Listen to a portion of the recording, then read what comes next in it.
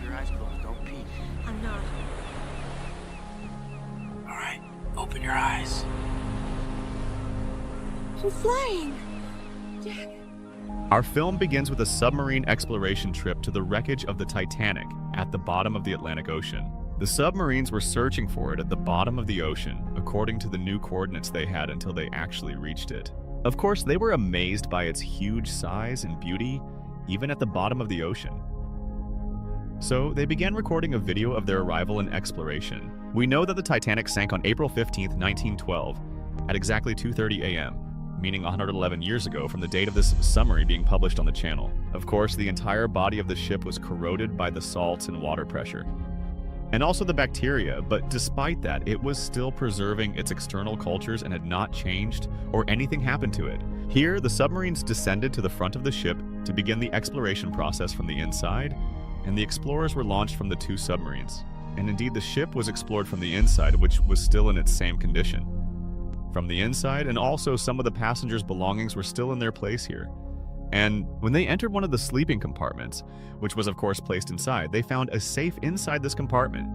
And of course they could not believe themselves because they found the thing they had been looking for more than 80 years. Indeed, they extracted the safe from the ship and brought it up to the ship. Theirs and the celebration started before they even opened it. And when they brought the rocket and opened it from the back, they found that it was full of mud and paper that had melted together. And a folder like that had also melted with them, but the main thing they were looking for, they did not find. Of course, Brooke was very annoyed because he was sure that the heart of the ocean was in this safe since it was the most valuable jewel that was on the ship at the time, but the expert was cleaning the folder that they found inside the safe, and the paper inside it, they found a single picture drawn on this paper. And what was more striking was that it was wearing the same jewel that they were looking for. And on the other side in Wisconsin, there were 6 elderly women sitting and having fun. She herself is doing a search. She heard on TV a marine explorer talking about the Titanic and his exploration of it. Among his discoveries was a picture drawn 84 years ago, and it is still in its 60s. Of course, as soon as she saw it on TV, she was amazed, and her memories went back 84 years. At that moment, Brooke was still preparing to dive again to search for the lost necklace. They received a word from a woman named Rose Calfred. She asked him if he found the heart of the ocean or not.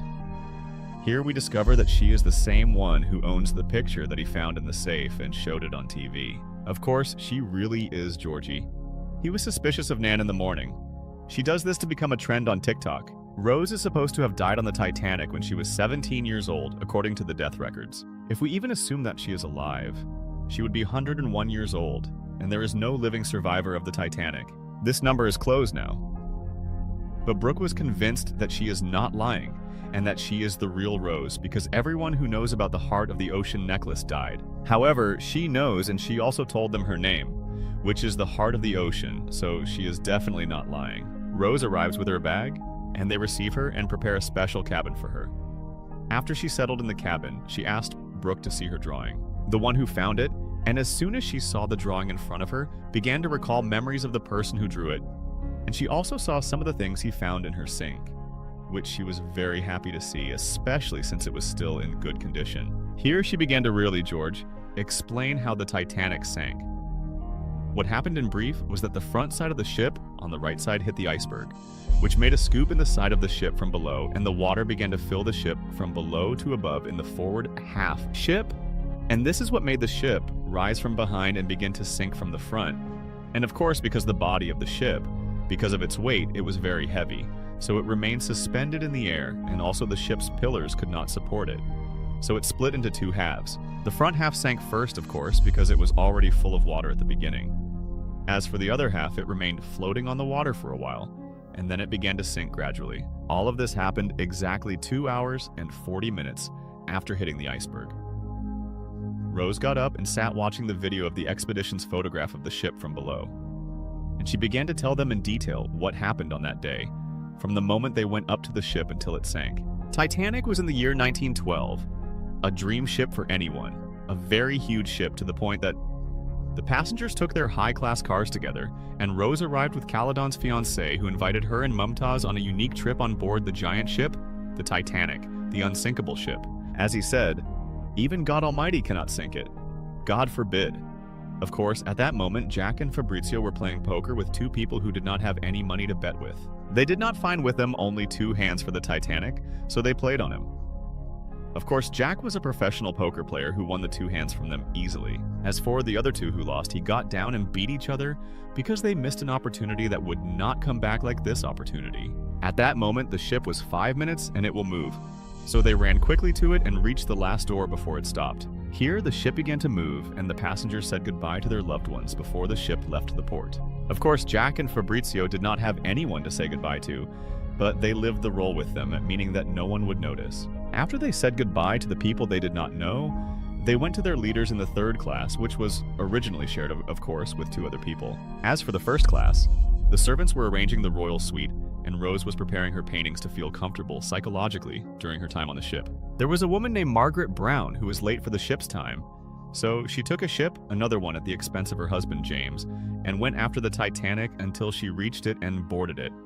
And Mama Rose, by the way, was called the Nama Constable because her husband had found a gold mine months ago and thus became rich and monitored it and joined the list of prisoners. And in this modern way, the Titanic was actually in the middle of the Atlantic Ocean and there was nothing in front of them or even behind him.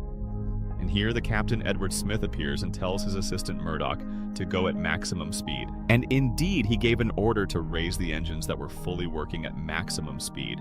And I want you to just imagine with me that this is the ship's engine room. So imagine the ship itself, its size. Jack and Fabrizio were of course very impressed. From the view of the ship as it cuts through the water and they watch the dolphins that jump in front of the ship as it walks, and the shape of the ship from above in the middle of the ocean was something very luxurious and majestic beyond description. The faces of the ship in the Royal Suite Andrews, the designer of the ship, was sitting with moving object ever made by the hand of man in all history. Caledon, Rose, her mother, and Margaret, and they were talking about the ship, and that her idea was to build a giant ship with all the means of entertainment, as if it were a moving city in the ocean, and the most important, of course, of this is that it would not be able to be swept away in any way. Here, Margaret asked him if it would be named Titanic. Of course, like all of us. We know that the one who named it Titanic was Bruce Ismay, the director of White Star, the company that built the Titanic, and he named it with this name because it expresses the absolute enormity, the stability, the edge, and the challenge of the ocean and the creator of the ocean as well. God forbid, of course. Of course, as we said, it was not a love of the journey, nor a love of their talk, nor a love of her fiancé, nor her death, nor a love of me personally, so I left them to talk to each other inside, and they came out. At that moment, Avery Jack was drawing the passengers of the ship, and he was a very skilled artist, and of course, he was on the lower deck where the dogs of the rich would go down to urinate on him, and here he met Tommy Ryan, his new friend. And at the same moment he met in it, Tommy sees Ross standing over Tommy. He said to them, "Of course, the possibility of you becoming the President of America is much closer than the possibility of you talking to him." But of course, Jack wasn't listening to him or paying attention to him and didn't take his eyes off him. This is the moment when any contact occurs between them. This was, of course, before Khaldun came to take her back inside. After she went back inside, she started telling us about life in the royal palace, which consisted of permanent parties that weren't much different from the parties held in the courtyard, which no one cared about or even considered their existence. She suffocated from the life that was written for her, which became her entire life. And she decided to jump at that moment. Jack was dusting himself and enjoying the view of the sky over the ocean. And suddenly he saw Ross running and wailing after her at the stern of the ship, and she actually went up to the ship's rail and went back outside as well and was about to jump, when he found Jack coming from behind her and telling her not to jump, and he also tried to convince her to go inside. She told him to stay away from her and not to come near her because she was really going to jump. He took his last drag on the cigarette before throwing it, because the price of cigarettes had increased, and he told her with confidence that she wasn't going to jump, because quite simply, if she was going to jump, she would have jumped from the moon. She told him that he distracted her and she wasn't focused, and she told him to move away so she could jump. He told her, unfortunately, that was not possible. "I have now become a part of Eve. If you jump, I have to jump after you to save you." He actually started taking off his clothes and getting ready in case she jumped. He found her telling him that he would fall if he jumped after her because the water was very deep. He told her, "No, don't worry, I'm a swimmer anyway. All they told me was that the water was very cold, so I would freeze from the cold." Until she got up, she got scared and asked him, "Is it that cold?" He told her, "Of course, it's below zero. The cold itself is what can kill you, not drowning." He told her that once he was on an iceberg trip with his dad and fell into icy water exactly like this one. At that moment, every drop of water around him was like a knife stabbing a bridge. In the end, it's better not to jump because he really doesn't want to experience that feeling again. And he extended his hand to her and told her to come in, and indeed she did. And they got to know each other, and while she was still lifting her legs to come in, her boot got tangled in her dress and Jack fell after her and kept holding her with difficulty while she was screaming. Of course, and she was too heavy for him, and he was not able to pull her. But in the end, he was able to pull her inside at the same moment. The boat started to rise. He arrived at the sound of screaming. And of course, they found him sleeping on top of her and his boot was taken off and she was screaming. Jack grabbed him, of course, and her fiancé was sitting and teasing him. Fabrizio told him that what happened to him and that she was looking at the whirlwinds in the ocean and fell against his will. And if he had not been there and saved her, she would have died long ago. Now, when they asked him if it really happened, of course, he refused to say that she was committing suicide and said that it really happened. So he released her again as if they were walking. The police said that they would not accept that time was of no use. So he told his assistant, Spicer, to give him $20, but Rose told him, "By God, when do you have this?" He was happy for him and invited him to the nest in the royal suite. And at the same time, he told them about his heroism.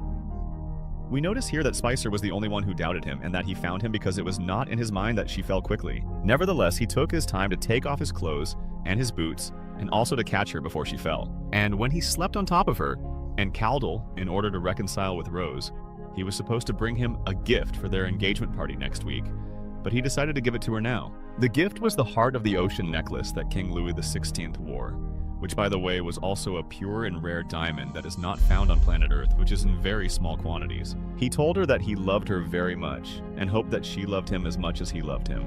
The next day, Jack and Rose were walking on the deck of the ship, and he told her that he had been living alone since he was 15 years old because all his family had died. So he wanders around in God's country, and this world hits him a little, and he hits it a little, but the important thing is that we have been walking for 2 hours, and I did not say, "Why did you ask to meet me?" Why? She told him that she wanted to thank him and all that, but not just for saving her, but also so that he wouldn't tease her and what she was going to do. She started to tell him that she must be saying that I am rich and living my life, which will make us think that she deserved it. He said to her, "The opposite is true. I was thinking, how can a beautiful girl like you not be able to get out of her suffering to the point that she thinks that she deserved it?"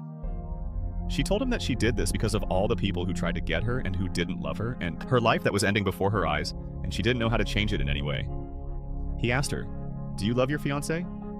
She told him, "By the way, you are mean and rude. How can you ask me a question like that?" He said to her, "By the way, this is a simple, normal question, so why don't you answer?" She said to him, "No, of course not." "Normal? Because this is a silly question and you and I don't know each other. So of course I won't talk to you about something. Like this, of course." Basila looked. "Who, by the way, the answer is easy from everything you said. This is me telling you yes or no." And she kept saying, "I'm leaving." And she stood in front of him and he coldly said to her, "Okay, I am leaving. Go ahead, walk." So after she walked a little, she turned around and came back and said to him, "By the way, you are the one who is supposed to walk with us because you are standing here on our floor and your place is down," he said to her. "By God who now among us is the one whose words are true." So she looked at him like that and pulled the folder that was in his hand and opened it and found drawings in it, which he drew. She sat flipping through them and she was very impressed by them. She told him that his drawings were really beautiful, so he told her that in Paris he didn't eat with them, so he didn't make a living from them that much, and most of them stayed with him. When she flipped through the rest of the pictures, she found other pictures, but they were naked. So she asked him if these pictures were from his imagination or real people. He told her, no, of course, real people, because in Paris they are not embarrassed, and they like to be drawn like this. Faces, and they are normal, found Margaret, envious of the blessing coming to him, so they pretended to go for a walk on the ship so that she wouldn't stay with them. But of course she went for a walk with them, and they didn't know how to get rid of him and Bruce. He was talking to the captain about the 2 engines that he hadn't started on the ship yet. He told him that the Titanic was currently traveling at a higher speed than any ship in the ocean. So increasing its speed now wouldn't make much of a difference to any ship. Bruce told him that the press currently knows the size of the Titanic and has talked about it enough, but they still don't know the maximum speed it can reach. Imagine that you wake up in the morning and find that you have reached America, even though you were supposed to arrive in 3 days. Look at how the press on the CBC channels, like Ahmed Musa, will tarnish you. In the end, all of this is in your interest and your history, and anyone who drives the Titanic after you won't reach this speed. Jack was telling Ross about his adventures and the countries he visited. Ross was of course very happy with his life and wanted to be like him and go anywhere at any time and do what she wanted whenever she wanted. She told him that she wanted to imagine that she was with him on the same sidewalk where he paints and sells his paintings. He said, I'm like, yeah, no. And Lynn imagined when we could actually go and do everything I told you about and more. And I would also teach you how to ride a horse like a cowboy and chew tobacco like them and also spit like them. She told him, oh, what is this? What is this spit? No, of course not. I didn't learn that way. He said, no, spit. Well, come on, come on. He held a piece of tobacco and started teaching her how to spit like a cowboy after she chewed. Tobacco was not strong in its teachings, meaning a scene at the height of phlegm, not Titanic. And this is the moment when her mother and her friends saw them doing this. Fabrizio was embarrassed, of course, and introduced Jack to him. And of course, they were all happy with him because he saved her, unlike her mother, who was the only one who saw an insect that had to be gotten rid of as soon as possible. At that moment, dinner was canceled because Fabrizio walked with her mother and her friends. As for Margaret, she looked at him like this and asked him, do you intend to go to dinner dressed like this or what? He said to her, of course, yes, and it's normal. She said to him, no, of course not. I mean, I'll let you go in on them like this. She took him with her to her room and dressed him in a suit from her son's. He was very perfect, and Jack entered the prisoner's plate and was very impressed by this part of the ship, which was literally as if it was a palace inside the ship, and he stood next to their leader and tried to imitate them until he saw Kaladin coming down. Of course, he went to greet him. But Kaladin passed in front of him, and he did not see him, and Jack felt here that it was a call he did not answer. At that moment, Rose came down from above behind Kaladin, and the two of them looked at each other. As soon as she came down, she reached him, but her hands like they do in the movies. And Ankia took his hand and raised his head to the sky and walked. And as soon as the dinner party started, Mama Rose wanted to embarrass him in front of the prisoner's lair and asked him about his luxurious cat if he was comfortable with it or not. No, he told her that he was very comfortable in it to the point that it turned out that there was no fronds in it, as he expected. Everyone laughed, of course, at his words, and Kaladin told them that he joined us from the third-class passengers because he had made their fiancé cold. As soon as the food began to be placed in front of him, he found many forks, knives, and spoons in front of him, and among them was not even the type of spoons that he knew. He asked Margaret, what are all these spoons? Are they supposed to be distributed or are they all yours?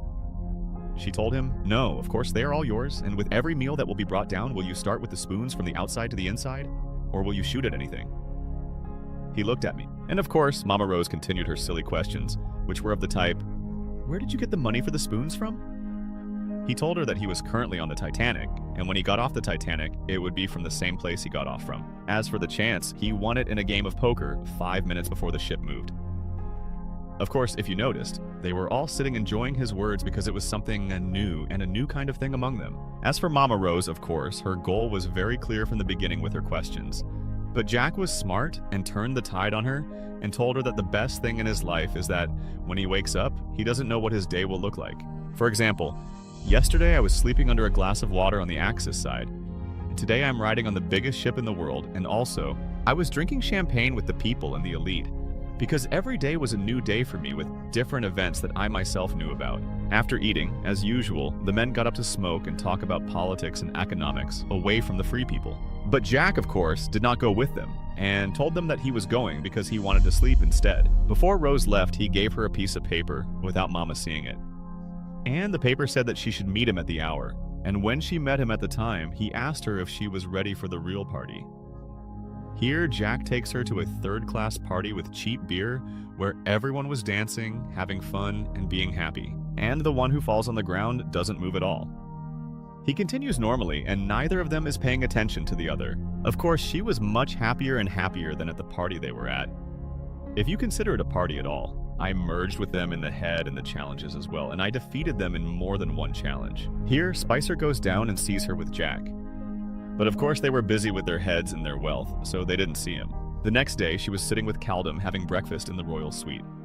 He asked her if she had enjoyed being downstairs with the third-class passengers yesterday. Of course I knew that her guard, Spicer, was the one who followed her and informed him.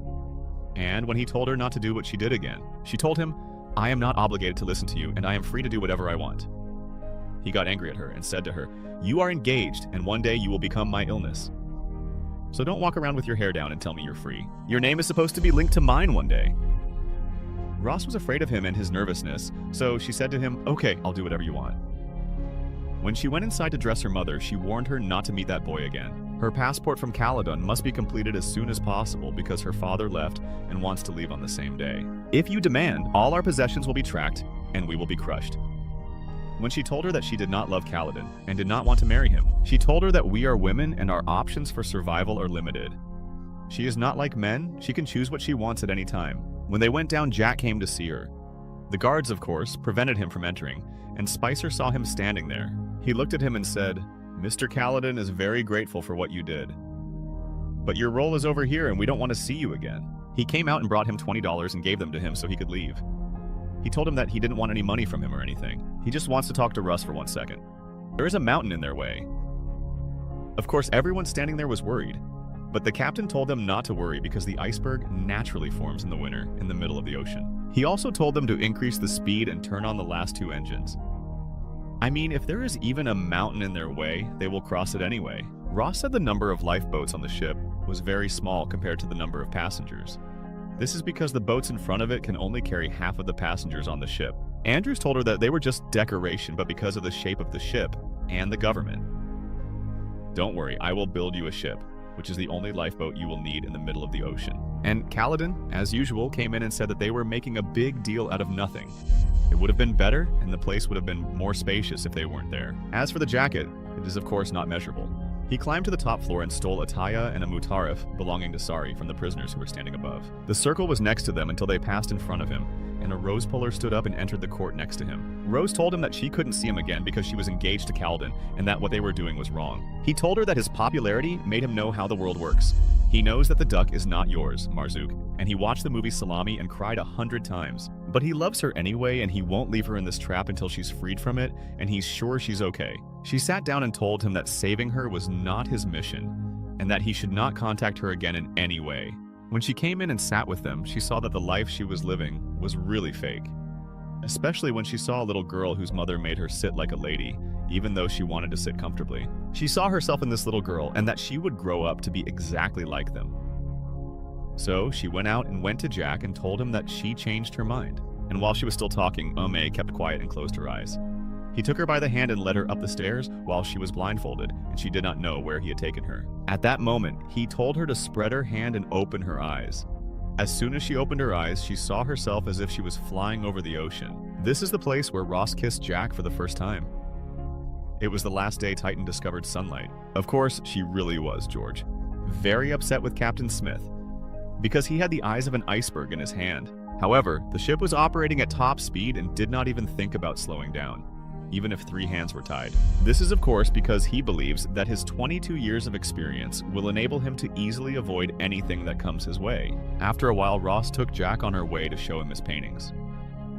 The paintings too, so she went and opened the safe and took out the heart of the ocean chain and showed it to him. She asked him to draw her while she was wearing it, and he said, "Okay." She told him, "I mean her clothes, that's all."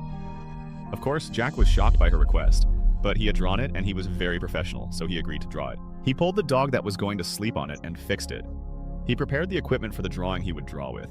When she got ready and went out, she gave him 10 years to check the drawing and told him that this drawing was better than any other drawing he had ever drawn in his life. He started drawing it, and he actually drew it better than any other drawing he had ever drawn in his life. Of course, she was telling him the same thing as I am telling you, and he was sitting in front of her, completely covered up, just as you are covered up now. Yes, don't deny that you are covered up now. Even she really was George, really convinced that she wasn't lying. To realize that it has perfection, she told him, unfortunately, it really is true. George Jack was very professional. And indeed, after he finished the drawing, he was very respectful and did not do anything. After he signed the drawing for her, he gave it to her so that she would be proud of it.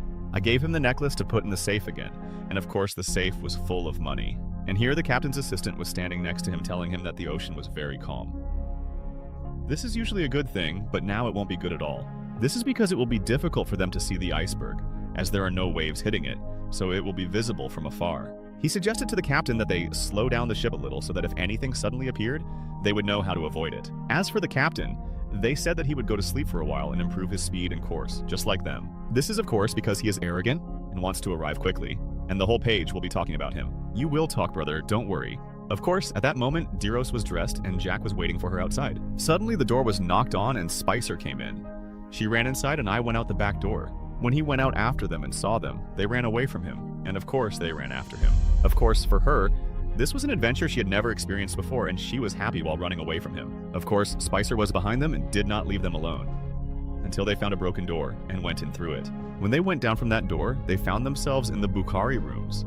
They ran inside, and the workers were surprised by their presence because the place was dangerous. But they kept running until they reached the door again. When they opened the door and entered, they found that the ship's warehouse contained all the passengers' belongings. Among them was a very luxurious car. Honestly, I wish I had one like it. Jack opened the door behind her like a prostitute. He sat in front of him and asked him, "Where are you going, mademoiselle?" He pulled her over to the sofa behind him, and they started doing things that... Moment, Kaladin opened the safe to see if anything had been stolen from it. He found everything as it was, but he saw the picture that Rose had drawn for him. I got really mad, of course, when I realized that he was going to cut it. But he looked at Spicer and said, "I have a much better idea." At that time, Spicer had sent servants down to look for her so that she wouldn't get dirty from the test. When they arrived at the car, they saw her hands on the glass from the inside, but of course, when they opened the car, they didn't find them. At that moment, they both went out onto the ship. Rose told him, "When we arrive in New York, I will run away with you, and I will not leave you or come back to them again." He told her, "What you are saying is crazy." She told him that she knew he was crazy and that she wanted to go crazy with him. Of course, the people on board were sitting and bored. Suddenly, they saw a movie in which we were working in front of them, so they entertained themselves with it. But they did not know that the ship was literally headed for disaster. And also because of him. Because suddenly, after watching them for a while, they started looking at each other. They looked again and found an iceberg in their faces. He was very close to them too. They immediately struck the bell and began to change the direction of the thrust to turn the ship to the right. The ship is moving north and avoiding the mountain, and of course, the engines are in reverse. He locked all the coal furnaces to suffocate the ship and quickly stopped its engines. Once all the engines were stopped, they turned on all the reverse thrusters to help the ship rotate faster. Of course, the mountain was approaching in front of them, and the ship still did not respond, even though the reverse engines were working. But in the end, of course, a short distance before it reached the mountain, it responded and actually began to turn. But it hit the edge of the mountain from below and fell short and went back through it. Of course, all the passengers felt the tremor, especially Jaco Rose. Everyone was sure that they heard the sound of the collision, and Andros himself felt the tremor while he was sitting in his room. What they did not know was that the ship was already broken and water was starting to leak inside. And the same Galadian mountain they saw before their eyes while they were on the ship. Of course, the belongings room started to tempt you first, and then all the steam engine rooms. As soon as Murdoch found out, he locked all the iron doors in the engine room so that the water wouldn't leak into the rest of the ship. Whoever knows how to escape from them before the door closes knows, and whoever doesn't know, of course, gets trapped inside with the water. And the two of them were very surprised by the sound, so he asked them what happened, and they told him what happened and what they did. He ordered all engines to be stopped and ordered Andros to be brought in to assess the damage. Of course, down on the third floor, when they got up, they found the whole place flooded with water, so they saw the baker running away and walking behind them, because the oven must be running away from the water, just like them. As for the Maliki dish, the servants reassured them that everything was fine. This tremor was caused by a broken engine blade, so I sent someone to install it, and he will complete it. It was a car tire that exploded, you idiot, what you are saying. No, I believed him too. And at the moment when they were playing with the ice on the ship, and Jack and Ross were going upstairs, they heard Captain Samus and Andrews saying that water had actually entered the ship from the front. And it was clear, from what they were saying, that the matter was dangerous and not easy. They quickly went upstairs to warn her mother and Kaladin. Before that, Kaladin had told one of the servants that he had been robbed and to call the ship's police immediately. When the police arrived and inspected the place, they found Jack and Ross entering together. Spicer put the jack chain in his pocket while he was inside without noticing. As soon as they entered the room, he told him that the police were searching. Of course, Jack left them alone and didn't know why they were searching for him. But of course, after they searched his coat for the chain, Rose couldn't believe he had stolen it. But Kaladin told her that he was a professional thief and knew how to play with you well in order to steal the chain. When she pushed him away and told him that she was with him for a while, he said to her, "My dear, he must have deceived you while you were wearing it inside after he drew you naked." Jack told Rose that he was definitely the one who put it in his pocket so they could frame him, and he found Spicer saying that even this wasn't his pocket. His tears were in the Ryson family's private account, and he reported the theft of him and the ship today, so they pulled him out because he really claimed that he was the one who stole all of this. And Jack's only concern was that Rose believed him that he didn't play with her like he said. Down in the conference room, we know that the water entered from the front of the ship and rose 14 meters in just 10 minutes, meaning that 5 chambers of the ship were swayed by the water, and it was designed to be able to continue its journey if only 4 were full. but 5 chambers are impossible, and if it moved from its place now, it would sink immediately, and currently it is swaying from front to back. There is nothing they can do, and the water will keep flowing from deck to deck, from front to back, until the entire ship sinks. So, the 2 captains suggested that we operate the water repellent pumps and wait normally until it subsides a little, but of course, these pumps will only provide them with flour, because the speed of water entering is currently much faster than water exiting. Therefore, there is nothing they can do to prevent the Titanic from sinking. Bruce looked at them and said to them, "Yes, the Titanic will not sink. It is an unsinkable ship." Andrews told him, "I am the one who designed it, and I assure you that within an hour, the entire Titanic will be at the bottom." The ocean and in the dock. Caledon hit Ross with a pen, of course because of what he was doing, and suddenly the servants entered and told him to put on the life jacket and go up to the deck of the ship immediately. Unlike, of course, the third class who were hitting them and throwing the life jackets in the mouths for them to put him on. And here the captain said to make the telegraph to send the ship's coordinates to any responder that they were sinking, and needed the workers' help. Of course he was surprised because the Titanic was not supposed to sink even if anything happened. But the captain confirmed that he would send it continuously to anyone who would receive it. And they also began to prepare the lifeboats that... Of course, it was less than the number of passengers, as he knew. And when Andrews entered, they were sitting normally, as if nothing was happening, and the waiters were walking normally, and the orchestra was also playing, as if the ship was sinking. Here, Rose told Andrews that she saw the iceberg and saw the look in his eyes. So she wished he would tell her the truth and not lie to her. He told her that the ship was indeed sinking, and in exactly 1 hour, it would be at the bottom of the ocean, like Caledon. Of course, he agreed, and did not hear what he heard.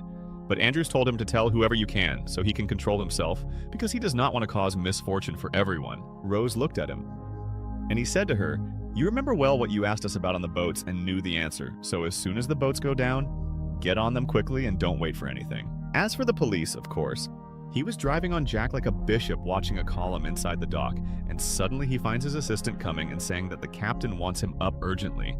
So Spicer told him to go up and not to scare him. He should be careful of this criminal. Here, the telegraph operator informed the captain that the Carpathia ship was heading towards them at top speed, but unfortunately they had 4 hours to arrive and no one else responded to the distress call. When the lifeboats were finally ready to go down from the ship, the captain gave the order to his assistant to go down. The women and children were the first, and as the women and children began to be loaded into the boats, the orchestra came out onto the ship's hull and began to play music to calm the flames that might spread at dawn. Of course, the passengers of the third bike were locked under an iron door, and that was the limit.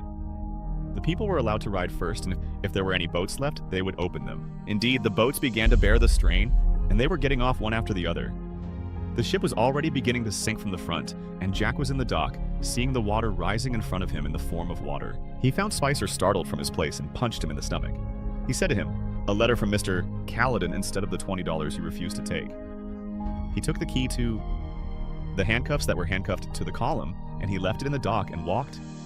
And above the family of all the people were waiting for their turn, and Mama Rose told the officer to put them on in order of classes so that the boat would not be crowded, and the people who were lower than them would not be with them on the same boat. Rose got angry at her and said to her that half of the people on the ship will die, and you said who will ride next to you. Caledon intervened in the conversation and said, "No, but definitely not the better half who will die." She looked at him with contempt and said to him that he is just a bastard and a damned revenge. Ayla provocatively, "Excuse me, let's respond to your drawn image from..."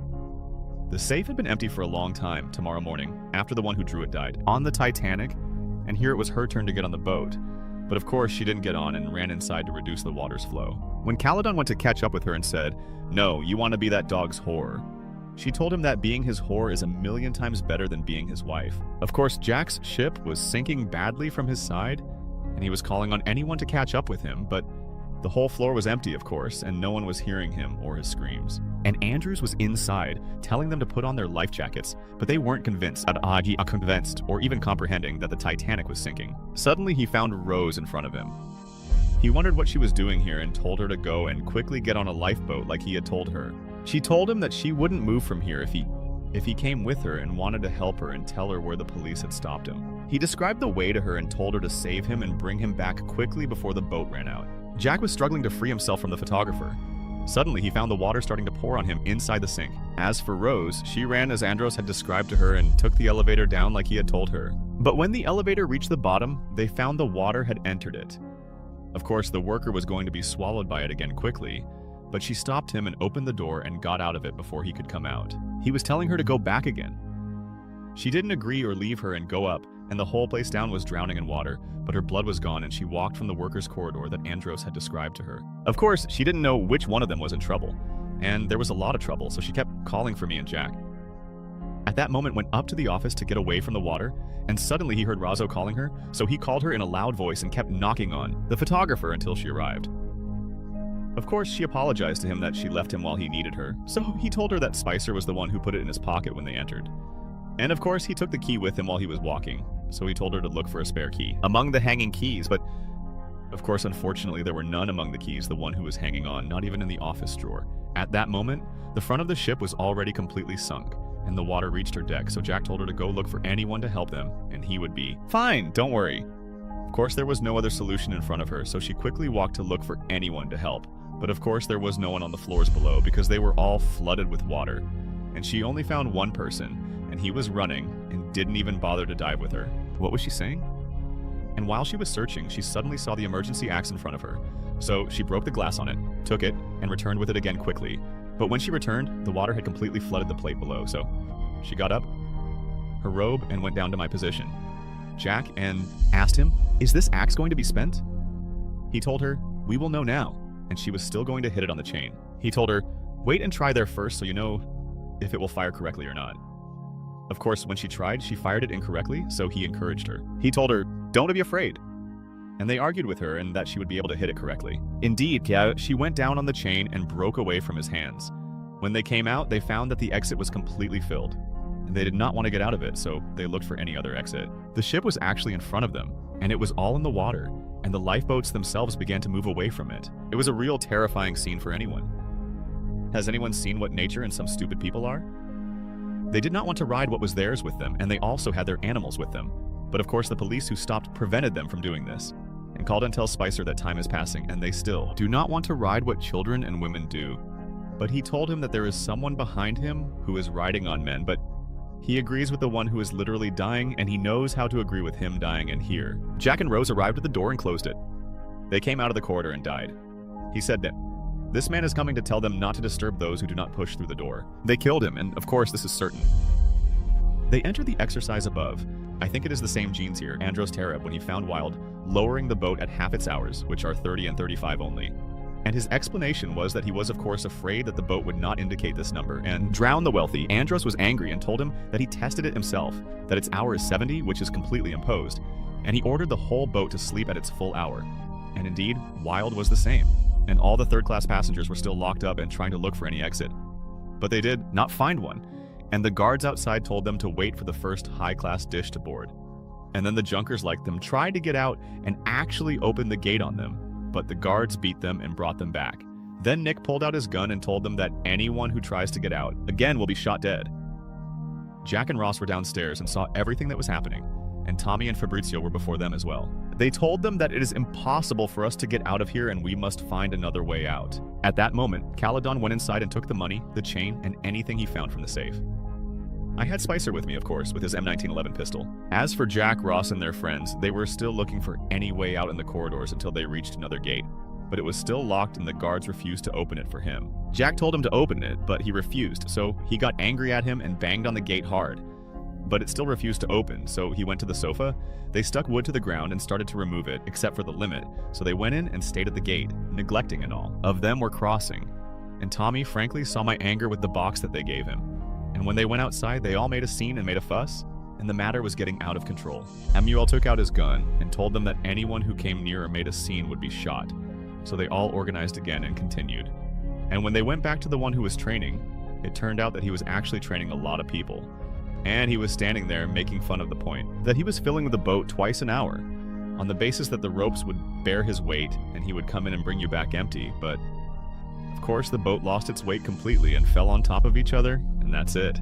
Caledon didn't find a solution other than Murdoch, the police deputy, and he told him, "I'm a businessman and I have a better business." He put $10,000 in his pocket and told him, "I think you understand what I want now. Be careful, this is worth $100 million now."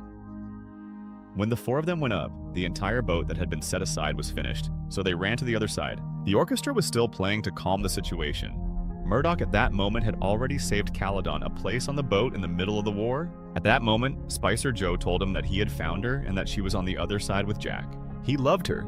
Even after she insulted him like that, he didn't get on the boat and went after him. Here, Bruce was escaping the opportunity and got on the boat and sat saying, "Oh God, Murdoch, don't let me go." And indeed, Murdoch left him and told the boat to go down. It was the last boat on that side. And of course, like I told you, Wilde didn't ride women and children only. And Ross didn't want to ride at all, as long as Jack was with her. So he sat trying to convince her to ride the boat and he would take action. But she still wasn't convinced. And here, Caledon appears and tells her to get on the boat.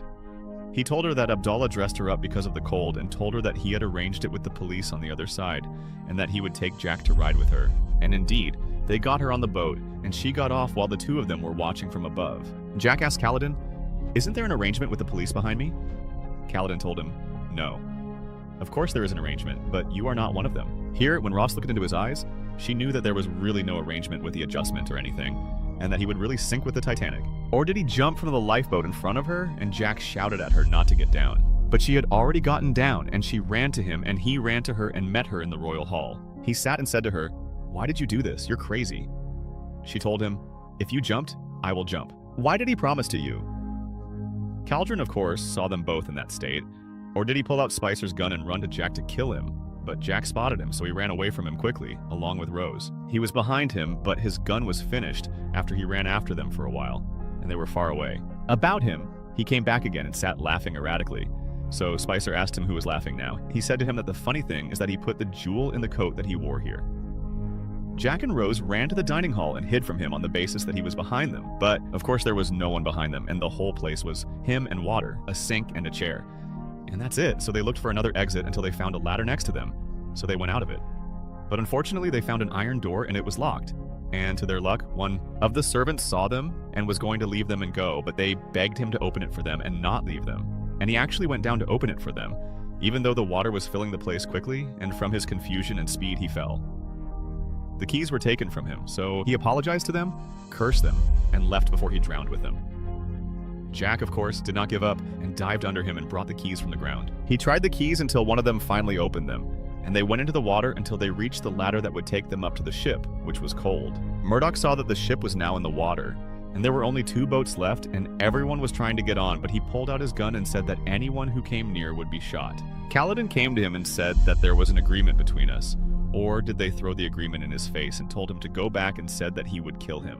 Indeed, as soon as they started approaching him, he killed one of them and killed Tommy. He was also shocked, of course, by what they did. So he went back to Laura and shot himself with bullets in Caledon water. Of course, he did not find any way from that side in the journey of the next side, and on his way he saw a little girl crying next to Wahida. And he passed by with her and he said to the officer that she has no one in the world but me.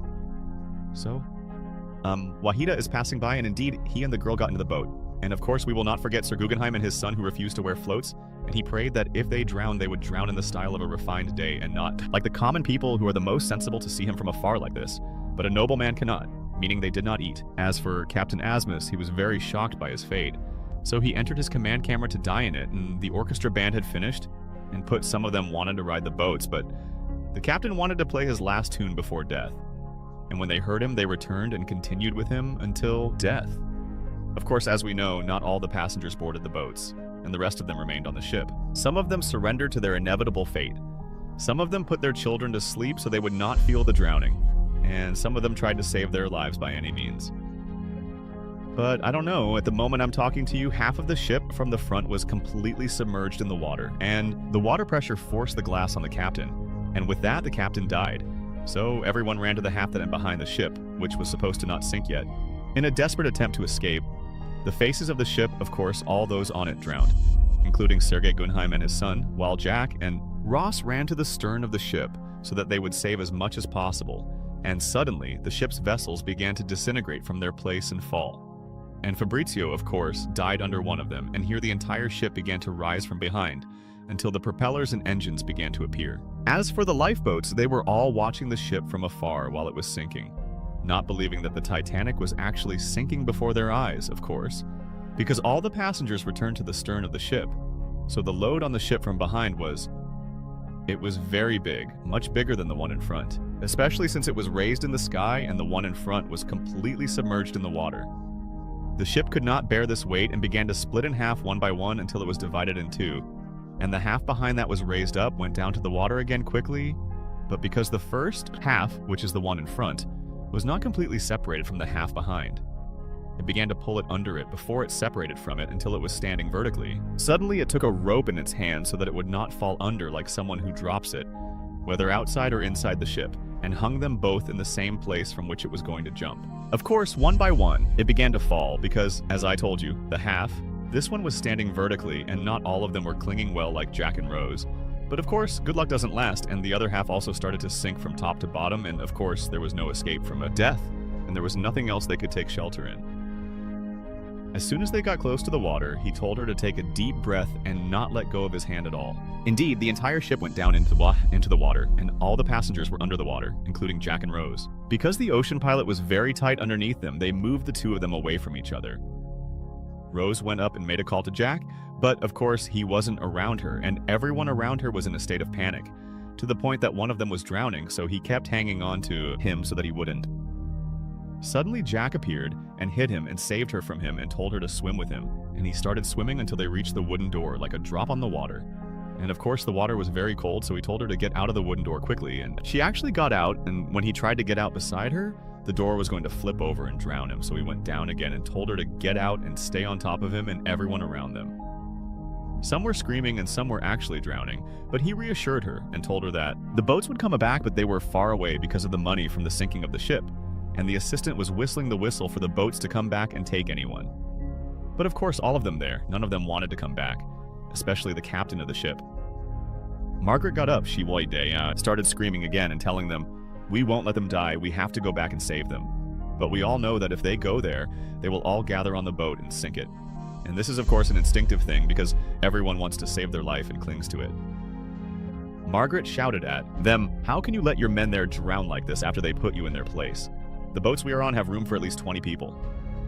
The captain said, "No, if I don't hold them, there will be 21, not 20. So I found no way to speak, so I sat down and didn't speak again. As for Captain Lewitha, who had 3 lifeboats with him, he told them to curse 2 of them, and to keep one of them go back and rescue whoever he could, and of course most of them. He died from the water, and they were all floating in the ocean, and there was no sound of anyone screaming or anyone trying to escape, and Jack was struggling to survive and reassuring Rose that they were just organizing the boats and they would return for sure.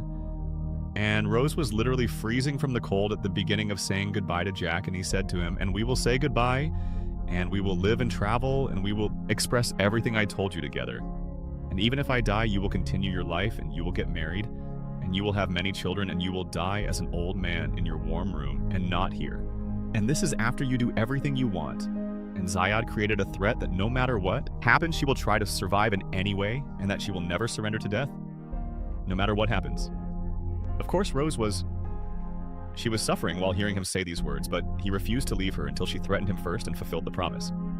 And indeed, he promised. And at that moment, Louis returned with the boat with the flashlight and was looking for anyone alive in the water. But unfortunately, they were all dead from the water and floated on his face. So he started calling out loudly if anyone could hear him and screaming at those with him in the forts, which was good. But like I told you, there was no use at that moment. Rosa was sleeping by the door, contemplating the sky and singing. And suddenly she saw a boat coming from afar and calling out if anyone was alive, so she was happy and started to wake Jack up and tell him that there was a lifeboat coming ahead, but unfortunately, Jack had fallen in place and he passed away. She was holding onto the door and decided to surrender to death with him. She kept walking, but she failed to keep the promise she had made to him that she would struggle until her last breath. She started calling out to them, but her voice was very weak, and they also moved away from her. She untied Jack from the door, said goodbye to him, and got off him. She turned to the man who was whistling and died.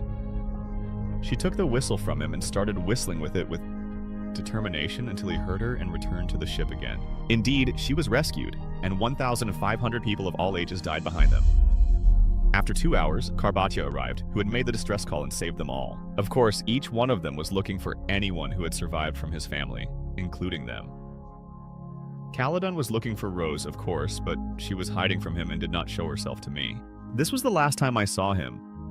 I heard that he got married normally and had children after him, and he also received billions from his father. But the stock market crash in 1929 destroyed all his investments, so he put a gun to his mouth, and it was over. This was only 10 years after he was rescued from the Titanic, Georgie told her that we did not find anything related to Ja. And of course, this was logical because he won the tickets of 2 others that were not in his name. And she also did not tell anyone about him until now for the bathrooms. And submarines emerge from the ocean. Of course, Brooke was a maid and sad, and the world was dark in his face because the period was 3. For years, he didn't think about anything about the Titanic. Every necklace he lost inside him, and it never occurred to him that the end would be like this. The movie is about Maruz, and she is at the back of the ship, and he got off it. What would she do? Is she crazy? Don't ruin the end. Thank God she didn't do it. She stayed normal. And in the end, we discover that the necklace was with her from the beginning, and that she found it at the front when she was rescued without her getting tired. At that moment, she was thrown into the ocean again with all the memories that happened with the ship.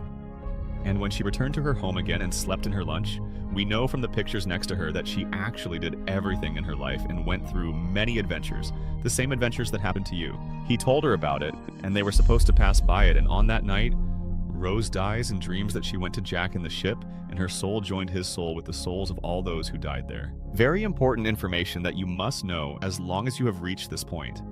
All the details that happened on this ship are real and actually happened with Jack, Rose, her mother, Kaladin, Spicer, Fabrizio, and Tommy. As for the rest of the details, they all happened. Don't forget to like and subscribe to support us in continuing to provide content, and activate the bell to receive everything new. Subscribe to our other channels for more fun, and see you soon, God willing, with a new summary of a new movie or a new series in Espresso. Bye.